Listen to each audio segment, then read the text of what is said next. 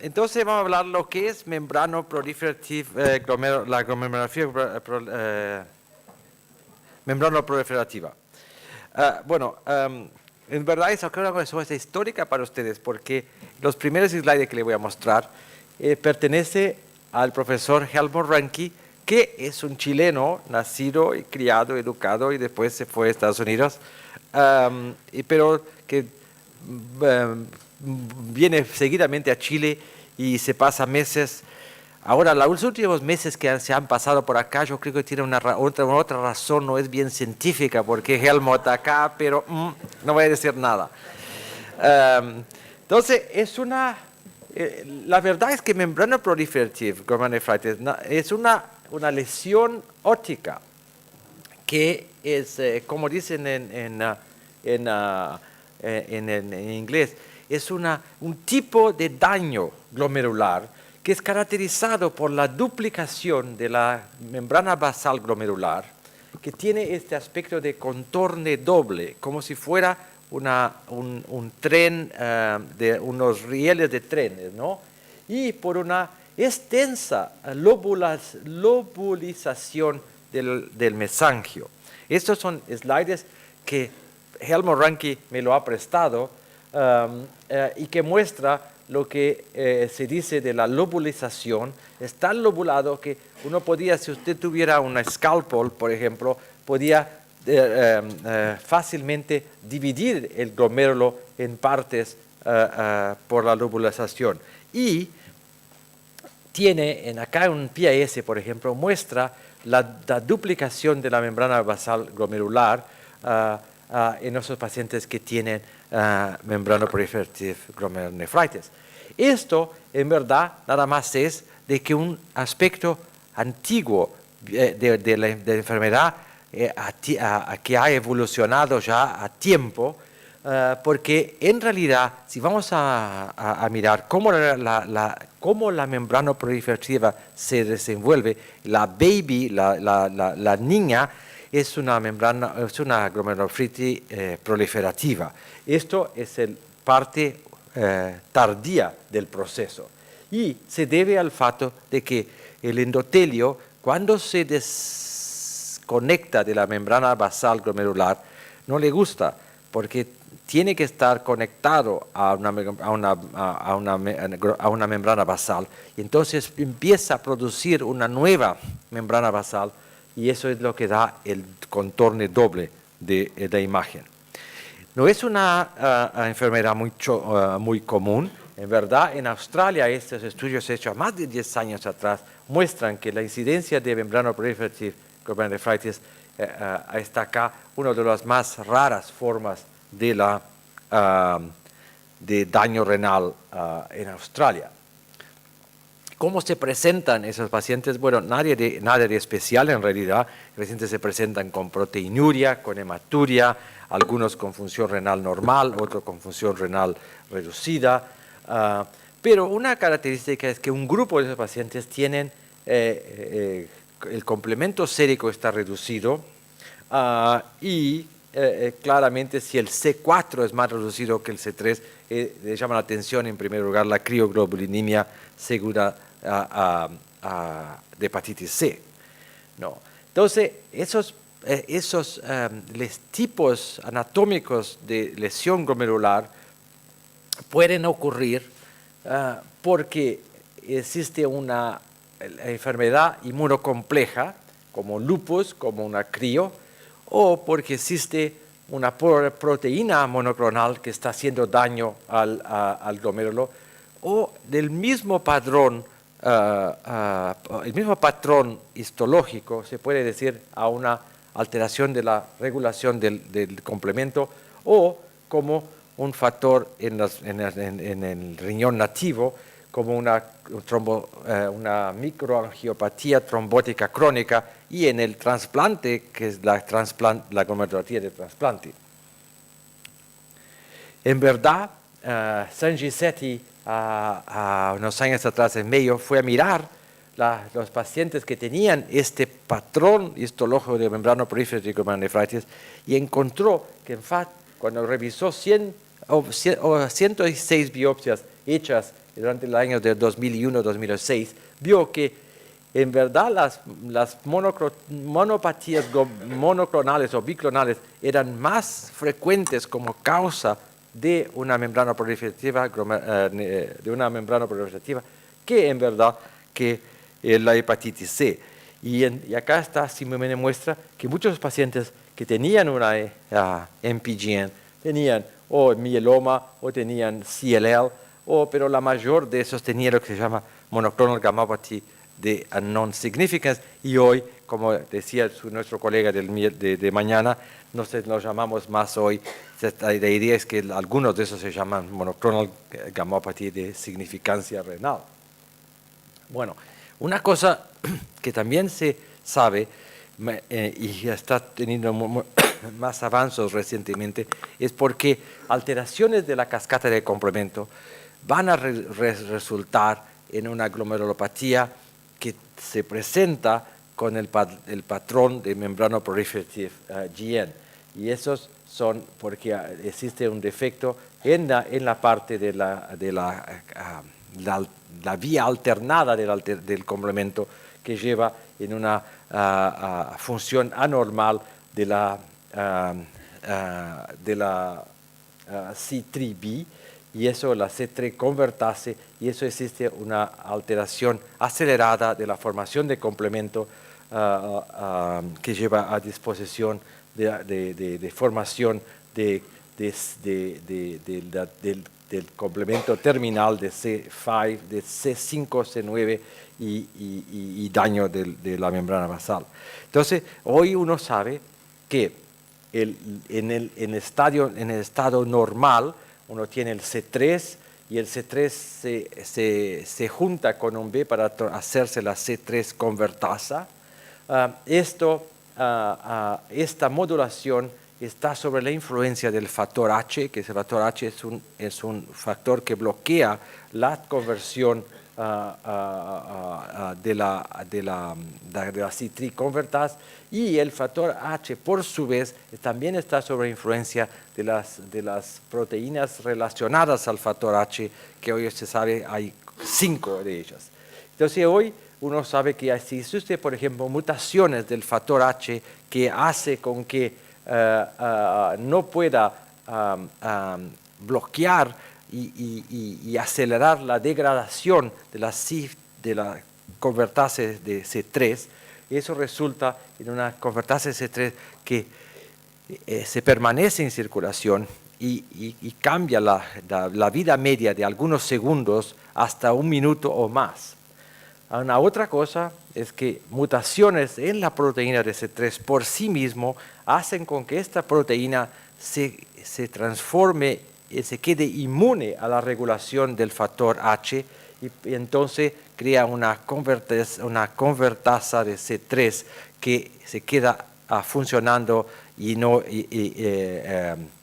es resistente a la modulación del complemento de factor H. Y más recientemente, especialmente en la isla de Cipros, pero ahora en otros lugares también se ha empezado a ver, existe una mutación en estas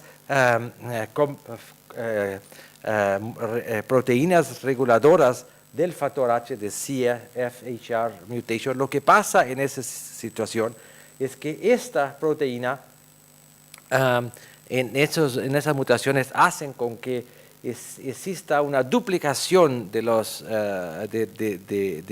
motivos en la proteína, y ella entonces empieza a competir con el factor H en una manera que existe un bloqueo funcional de la acción, y por eso existe una mayor permanencia de la C3b convertasa en circulación. Hay que acordarse también que además de esas mutaciones, existe, por ejemplo, algunas de esas proteínas monoclonales pueden existir como un anticuerpo en ellas mismas, demostrados en algunos estudios en que un paciente que tenía una proteína monoclonal esa proteína molecular actuaba, tenía la capacidad de ser un anticuerpo contra el complemento factor H, como muestra acá. Este es el nivel de hemólisis en un paciente control, y cuando usted usa la proteína isolada de ese paciente, existe una alteración del complemento hemolítico del paciente. Y Sanjeev ha publicado en Mayo nuestras series de pacientes que tienen una C3 glomerulopatía por C3 que están asociadas a una proteína monoclonal. Pero la historia no es tan simple como se cree. Eso es solo para ilustrar, porque como mostraba en este diapositivo, un gran factor de pacientes tienen lo que se llama el C3, factor nefrítico del C3, que es la verdad un complemento, un anticuerpo contra el C3b, que estabiliza el C3b y lo deja funcionar por un periodo mayor de lo que tenía. Pero como la cosa es no tan simple, es apenas para mostrar este paciente que Christopher Leach en Toronto publicó a unos años atrás. Esta es una familia que tienen dense deposit disease, y esa familia, los dos hermanos tienen la enfermedad, y los dos hermanos tienen C3, el factor nefrítico en circulación. Lo que pasa es que la madre también tiene el factor nefrítico en circulación, pero la madre es normal. Entonces, la presencia de anticuerpo del C3 nefritogénico en circulación no es situación necesaria en sí propio para causar la enfermedad. En cuanto a que los otros casos de trombótica, micromiopatía no trombótica, entonces estamos hablando de las pacientes con hemolítica urémica típica, antifosfolípide antibody, y hablamos de la trasplante de glomerulopatía. La clasificación de las membranas proliferativas hasta recientemente era basada en los hallazgos de microscopía electrónica. Y gracias a los hallazgos de microscopía electrónica eran clasificados entre tipo 1, tipo 2 y tipo 3. Y el tipo 1 era porque esos pacientes tenían depósitos electrodensos en la zona subendotelial. Las tipo 2, que se cambió a llamar de dense deposit disease, tenían esos hiperosmofílicos depósitos en el medio de la membrana basal glomerular. Y los tipo 3 eran pacientes que tenían no solo depósitos que eran subendoteliales, pero también tenían depósitos subepiteliales. El problema con este tipo de clasificación, que por tiempo no tengo para mostrarle, es que no nos dirige a la etiología del problema o cómo empezar a abordar esos pacientes, porque pacientes que tienen una inmunocompleja pueden presentar una nefropatía membranosa que es debido a una enfermedad que produce complejos inmunes, puede presentarse como un tipo 1 o como un tipo 3. Entonces, a unos 3 años atrás, nosotros propusimos que la clasificación de pacientes con membrana proliferativa, nefropatía membrana proliferativa, debía ser clasificada no basado en la microscopía electrónica, pero sí basado en los hallazgos de inmunofluorescencia. Y dependiendo de eso, entonces se clasifica los pacientes que tienen una MPGN en la biopsia. Si tiene inmunoglobulina y complemento, ese paciente decía que esta MPGN es mediada por inmunoglobulina, es una inmunocomplex, y entonces lo que tenemos que hacer es averiguar si ese paciente tiene una monoclonía, una monopatía monoclonal, o si tiene una enfermedad autoinmune, o si tiene una infección, por ejemplo, los pacientes que tienen glomerulopatía postinfecciosa. Por otro lado, si la inmunofluorescencia no muestra factores no muestra inmunoglobulinas, pero solo tiene C3 o tiene un poquito de inmunoglobulina IG, en la biopsia. Entonces estamos hablando de que esta lesión representa un marcador de una enfermedad que es mediada por anormalidades del complemento. Y en ese sentido, la microscopía electrónica nos ayuda, porque si la microscopía electrónica le muestra la densa deposición en la membrana basal, entonces eso es un paciente que tiene enfermedad de deposición densa. Y si tiene los depósitos subendoteliales o subepiteliales, estamos hablando de una glomerulonefritis por C3. Now, como todo eso aparece, ni siempre los pacientes no leyeron los libros ni los artículos. Entonces, ni siempre que uno cree que es blanco y negro se convierte en blanco y negro, porque a veces uno tiene unos C3 y tiene un poco de inmunoglobulina. Y la doctora Dagatti publicó recientemente este artículo, y en el que ella dice lo siguiente, que la categoría, acordado con la proporción, que si usted dice que solo va a clasificar como de enfermedad de C3 si no tiene ninguna inmunoglobulina en la biopsia, entonces ella dice que uno pierde 50% de los casos, porque en casos en Colombia muchos de ellos tienen un poco de inmunoglobulina. Entonces ella propone que la clasificación sea hecha en que la intensidad del C3 en la biopsia por lo menos sea 2 órdenes de intensidad mayor de que la combinación de los IgG, IgM, IgA y CO en Q, mostrando que el paciente, la biopsia puede tener, si la biopsia tiene C3, pero tiene un poco de inmunoglobulinas, pero el C3 es por lo menos 2 órdenes de magnitud de mayor, entonces igual así estamos hablando de una C3, una glomerulopatía por C3. Entonces, al mirar a esto, nosotros fuimos porque sabíamos, el grupo de Colombia venía hablando de eso en otros meetings, bla, bla, bla. Entonces, fuimos a mirar de nuevo al cuadro negro, al borrador, ¿no? Entonces, fuimos a mirar cómo el complemento de la pathway existe. Si uno tiene alteración de la vía alternativa, entonces tenemos la formación de C3b por acá. Pero si uno tiene formación del complemento, está afectado por la clásica, la pathway clásica o la ruta de la lectin, entonces eso lleva a formación de C4. Entonces, Dr. Sethi a Mayo Clinic usó una pequeña, simple experiencia.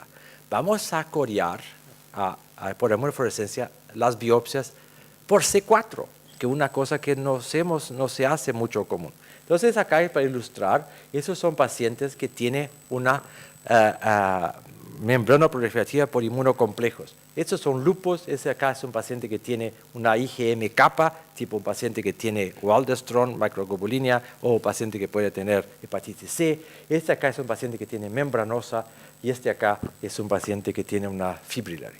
Y acá miramos que cuando hacemos la inmunofluorescencia por C4, todos esos acá son positivos, mostrando que de verdad esos pacientes tienen una membrana proliferativa que es inmunocompleja y es por la activación de la clásica o de la lectin. Por otro lado, cuando vamos a mirar a pacientes que tienen glomerulonefritis por C3, en estos 4 casos acá, usted ve acá que tiene C3, C3, C3, C3, pero cuando ponemos la marca por el C4, no hay nada, son todos negativos, mostrando que en verdad estos pacientes tienen su alteración debido a alteración de la vía alternativa. ¿Alternativa o alternada? Alternativa. Alterna. I was wrong, it was neither of them. Alterna. Y acá muestra en ejemplo, por ejemplo, un paciente que tiene, claramente tiene una enfermedad densa, de cadena densa, de posición densa, mostrando un C3 claramente positivo, pero cuando lo hacemos para el C4 no hay nada. Y acá el reverso, un paciente que tiene una glomerulonefritis postinfecciosa, mostrando deposición de IgG, disposición de C3 y deposición de C4 positiva. Y eso creo que entonces está sobre revisión, lo hemos sometido para publicación. Cuando miramos los C4, es la coloración por C4, en pacientes que tenían una glomerulonefritis por inmunocomplejo, ustedes pueden venir acá, que varía de monoclonal o membranosa o lupus o Fibry. Todos estos tienen una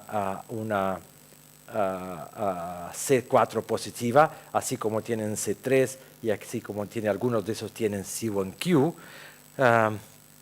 Por lado, eso acá son 26 pacientes que tienen una C3 glomerulopathy, y ustedes ven acá todos tienen C3 positivo, algunos de esos tienen una hemoglobina, pero lo que pasa es que cuando uno corría por la C4 no hay nada, o en algunos de esos tienen apenas 3.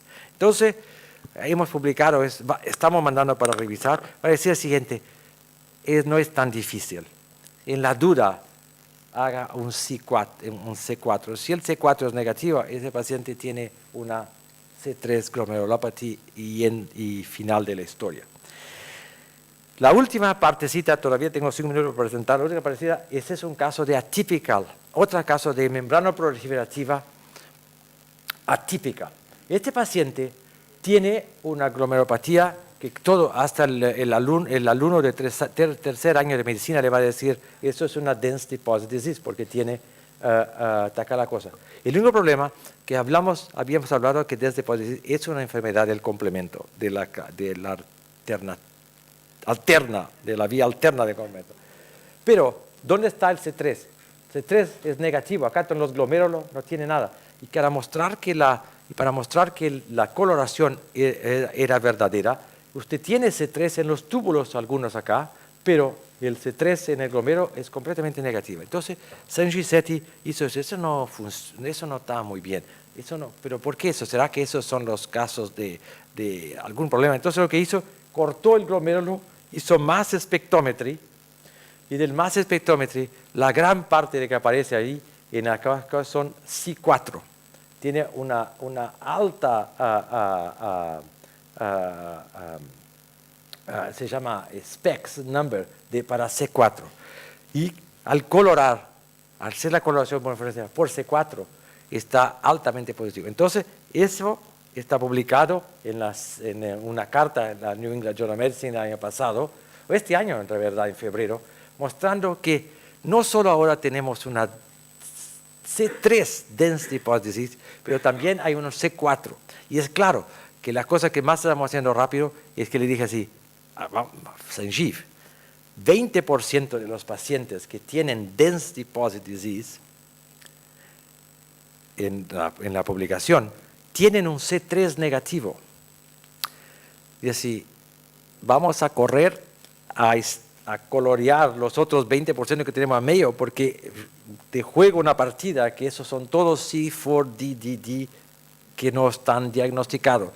Y como Vivette Agate nos mandó una email congratulando por eso acá, yo dije, ¿crees que Vivette no está haciendo la misma cosa en Colombia? Entonces vamos a correr porque si no...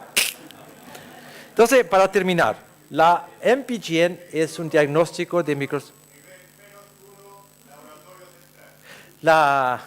eso para terminar con mi charla. Diagnóstico es MPGN por la microscopía óptica, es solo el inicio de un proceso de evaluación de la enfermedad, de lo que causa. Y en la mayoría de las partes uno va a saber, o es porque es una membrana inmunocompleja, o es lupus, o es infección, o cosa. ¿Cómo evaluarlos? Bueno, acá estamos haciendo, usted hace si tiene lupus va a tener esto, si tiene, hay que mirar por una proteína monoclonal en esos pacientes que tienen linearidad en la biopsia. En los pacientes que tienen C3 only, uno tiene que buscar por alteración de la vía alterna del complemento, y en los pacientes que no tienen ni inmunoglobulina ni C3, entonces los pacientes estamos hablando de que son los pacientes que tienen o antifosfolipid antibody o tienen una Adams de CD13. Entonces, en final es que en idiopática, que hace 30 años atrás era la más común, con la avaliación de la hepatitis C se quedaron en 30%, con las monoclonal gammopathy se quedaron en 10%, con el lupus se quedaron en 5%, y este 5% todavía es un diagnóstico de exclusión. Y la frecuencia de cómo llamamos idiopático varía del rigor de la evolución, a tal punto que el año pasado escribimos que nefropatía membranoproliferativa idiopática será que existe. En conclusión, membranoproliferativa es una lesión no común, pero en la mayoría de los pacientes una causa identificable se consigue. Los mecanismos patogénicos son diversos. La idiopática es un diagnóstico de exclusión, y el tratamiento es importante que uno saiba por qué, porque el tratamiento depende de que descubramos la causa.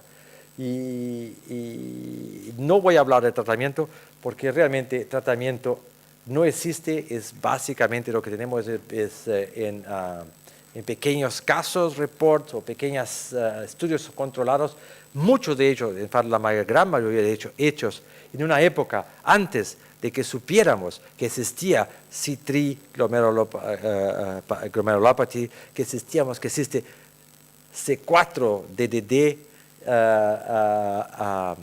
y mismo antes de la época que supieron que hepatitis C causaba membrana proliferativa. Muchas gracias.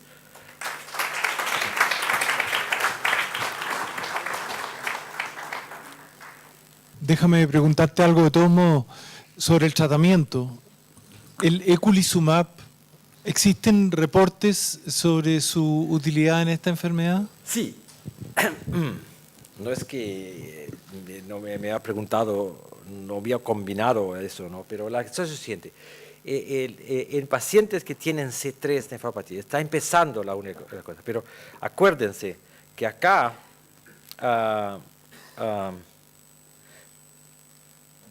sí existe activación si la cascada de complemento activa de a punto el eculizumab funciona para bloquear el C5. Entonces, eculizumab bloquea el C5 y el C5A. Entonces, en pacientes que tienen una glomerulopatía de C3, que la activación, que el daño viene por esta ruta, esos pacientes tienen elevación del complejo de activación de la membrana. Eso es apenas 5 o 6 pacientes que es la sugestión. Eso son sugeridos por el estudio de Andrew Bombach y Jerry Appel en Colombia. Y esos serían los pacientes que se beneficiarían del uso de eculizumab. Pero muchos de los daños es por C3A, los fragmentos que se localizan en la membrana basal. ¿Sí? Entonces la idea es que si usted tiene que avaliar y mirar a cuantificar el nivel sérico del complejo de actividad de la membrana. Si está elevado, entonces teóricamente uno tenía la idea de usar eculizumab. Pero si no está elevado, entonces la idea es que eso no funciona. Pero recién estamos empezando a entender esas cosas, a esto. En pacientes con déficit de factor H, ¿qué haría que se presente como una glomerulonefritis C3 versus un hemolítico urémico atípico?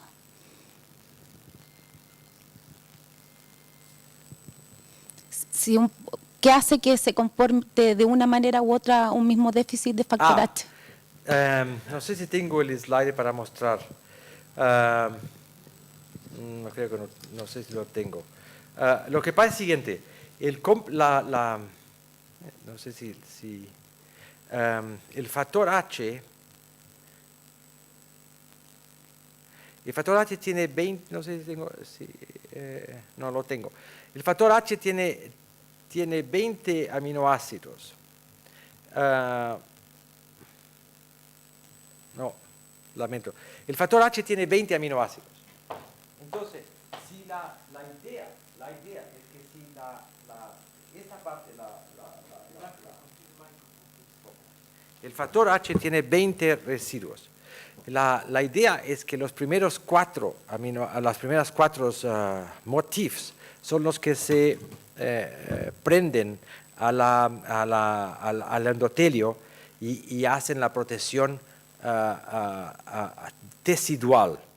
En cuanto que los otros motivos que están al final del 20, 19, 18, 17, son los que están en la fase de fluida y son los que controlan la citriconvertase en la fase líquida. Y la idea es siguiente, que si usted tiene lesiones en los 20, 19, 18, en términos, esos son los pacientes que van a dar la glomerulopatía por C3.